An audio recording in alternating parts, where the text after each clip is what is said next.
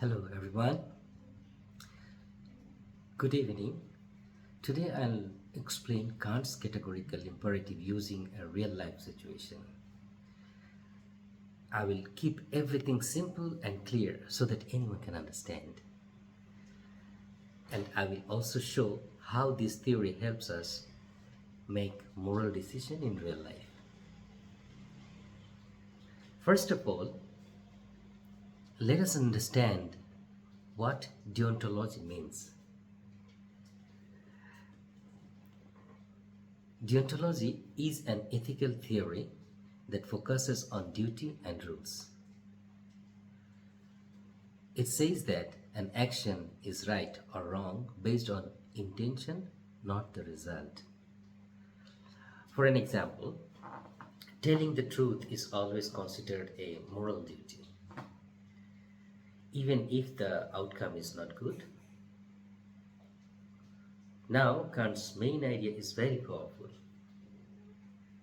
He says that moral rules must apply to everyone equally. There should be no exception based on personal benefit. So, if something is wrong for others, it is also wrong for me. It should be. Now, let's think about a real life situation. Imagine a man who robs a bank. But he is not doing this for his luxury. He is doing this because his family is extremely poor and he feels he has no other options. So the question is this morally right or wrong? First, we apply the universal law principle. Kant says, act only if your rule can be followed by everyone. Act is that one only if that can be followed by everyone. So let's imagine if everyone starts robbing bank when they need money, what will happen? Trust will break, bank will collapse. You can understand. The society will become unstable. The whole or entire society will be unstable. So even if the reason feels understandable or considerable, but the action cannot be universal. That is why Kant says it is morally wrong. Okay, next slide. Humanity principle. Now let's apply the humanity principle. In humanity principle, Kant says, always treat people as end, not as tools. In this case, the robber is using the people for money. He is not respecting their dignity or their right. The robber is only thinking of himself or his family. Selfish type thinking is all right. Sometimes it's necessary, but we cannot consider it as a sympathy. Because, so this action treats people as a mean, not as a human being with the value. So again, this action is morally wrong. Overall, we can say this action is completely morally wrong. So now the third principle, where Kant says the kingdom of end. Now the third principle, this means where we should act as if we are creating a moral society where everyone respects each other. We should create such a society where everyone should respect each other, their rights.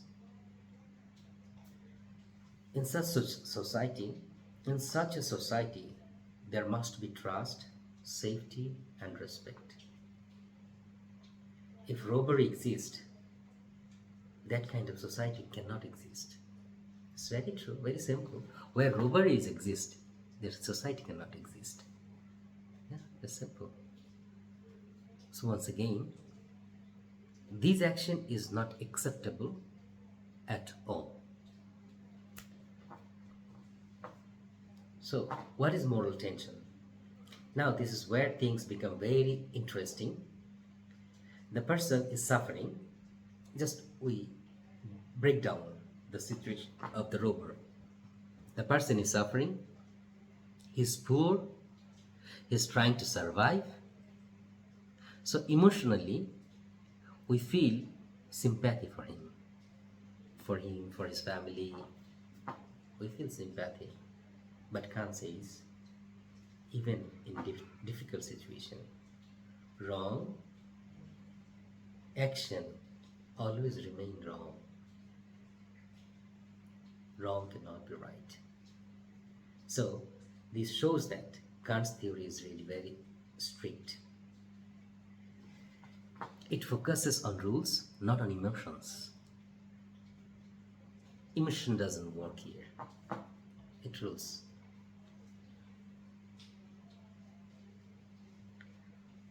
Now,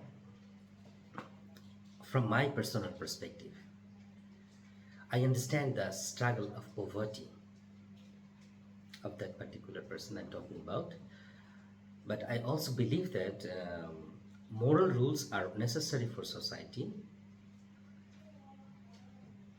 If we justify wrong action, then there will be no limit, because it's very simple. If we start like something is wrong and we are considering this is okay, this is right because of this particular situation, for specific situation, we are just considering this is right. No, it cannot be, because then it will cross the limit. So I think ethics must remain strong even when life is really very difficult. No way. So finally, or in the conclusion, Kant's categorical imperative gives us clear moral guidance. It protects fairness and human dignity. It helps us think logically about right or wrong. So, however, it can sometimes feel too strict, but when we face the real human suffering, then it's perfect. That's all for today. Thank you very much, everyone, for your patience hearing.